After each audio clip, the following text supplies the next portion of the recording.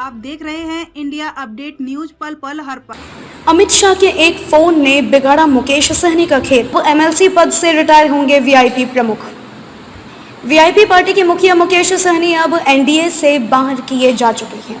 VIP party के सभी विधायकों ने हाल में ही भाजपा का दामन थाम लिया है। सहनी के पास से मंत्री पद भी लिया जा चुका है और अब वीआईपी प्रमुख को एमएलसी पद से भी रिटायर हो जाना है। उनका कार्यकाल अब समाप्त ही होने की कगार पर है। इस पद के लिए अब चुनाव होना है। मुकेश सहनी को यह सीट उनके विरोधों के बाद भी लेनी पड़ी। इसके पीछे केंद्रीय गृह मंत्री अमित शाह की बड़ी भूमिका रही थी। विधानसभा चुनाव के दौरान मुकेश सहनी को जब महागठबंधन से निराशा हाथ लगी तो एनडीए ने वीआईपी को अपने साथ शामिल कर लिया। मुकेश सहनी के 4 उम्मीदवार चुनाव जीतकर विधानसभा पहुंचे, लेकिन खुद मुकेश सहनी ही अपनी सीट हार गए। एनडीए को बहुमत प्राप्त हुआ और जनादेश के तहत नीतीश कुमार की सरकार फिर एक बार बनी।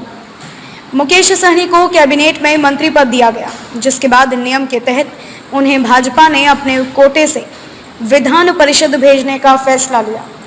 भाजपा के पास 2 सीटों पर फैसला करना था। एक सीट पूर्व उप मुख्यमंत्री सुशील मोदी के कारण खाली हुई थी, इसका कार्यकाल लंबा था, और दूसरे सीट का कार्यकाल जून 2022 में समाप्त हो रहा था।